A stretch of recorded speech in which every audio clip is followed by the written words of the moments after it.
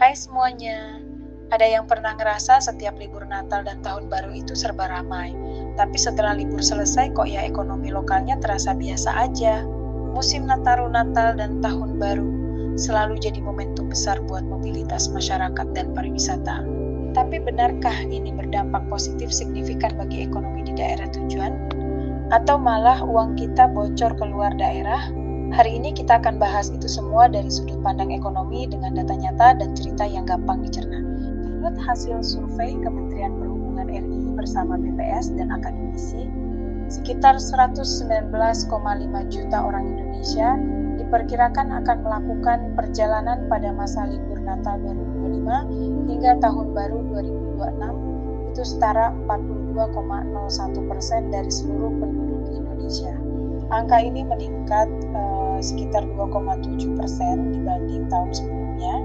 Bisa dibayangkan, lebih dari 100 juta orang bergerak di akhir tahun, itu berarti potensi konsumsi, transportasi, akomodasi, dan belanja naik signifikan.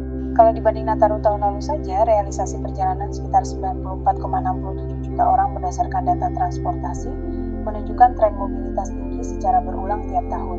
Pemerintah memang tidak main-main soal ini ya. Untuk mendorong mobilitas masyarakat. Diskon tiket kereta api hingga 30% untuk kelas ekonomi. Diskon tarif penyeberangan 19%. 20% di berbagai rute antar pulau. Insentif PPN ditanggung pemerintah sehingga tiket pesawat domestik turun sekitar 13-14%. Semua kebijakan ini bertujuan menurunkan biaya perjalanan dan mempermudah pergerakan masyarakat. Bayangkan kalau transportasi lebih murah, wisatawan bisa belanja lebih banyak, makan lebih sering, dan menginap lebih lama di destinasi wisata. Lonjakan mobilitas saat libur Nataru 2025-2026 mendorong transaksi ekonomi digital melonjak lebih dari 50%, mencapai hampir 90 juta transaksi. Bukan hanya tiket transportasi yang meningkat, tetapi juga hotel, wisata, kuliner, dan oleh-oleh. Semua tercatat dalam sistem pembayaran digital menunjukkan libur besar menghidupkan kembali konsumsi dan mesin ekonomi nasional. Ini menunjukkan bagaimana libur besar juga mengaktifkan kembali mesin ekonomi digital dan konsumsi masyarakat. Bayangkan kamu tiba di kota wisata saat akhir tahun dengan kereta diskon.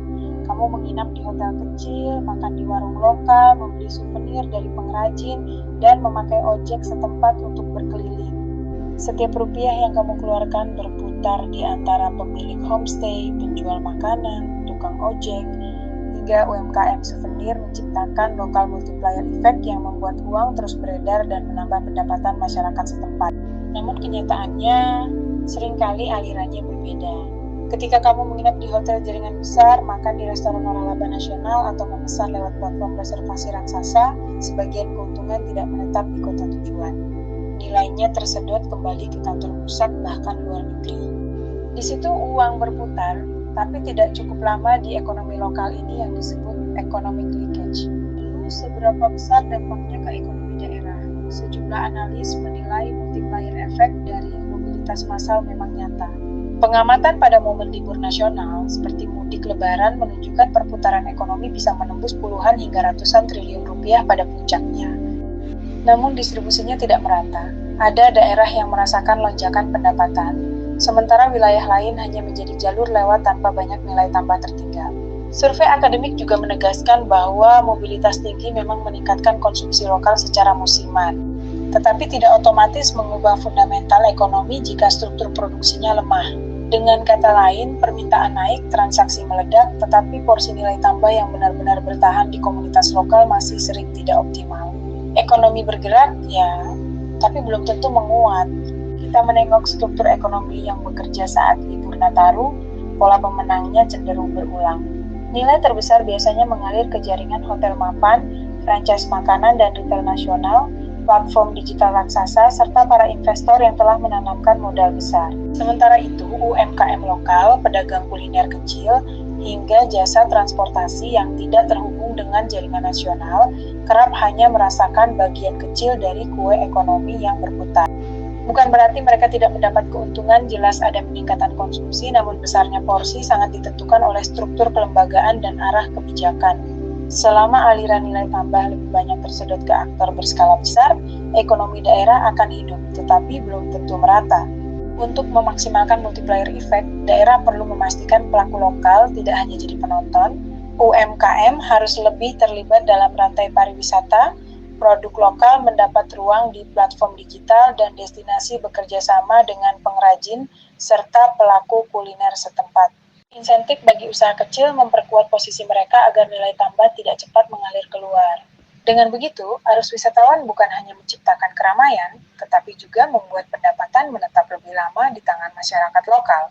Jadi, menurut kamu, apakah fenomena libur Nataru lebih banyak memperkuat ekonomi daerah lewat multiplier effect, atau justru membuat nilai tambah bocor keluar lewat jaringan usaha besar? Tulis pendapatmu di kolom komentar. Kamu suka pembahasan ekonomi yang santai tapi tetap kritis seperti ini?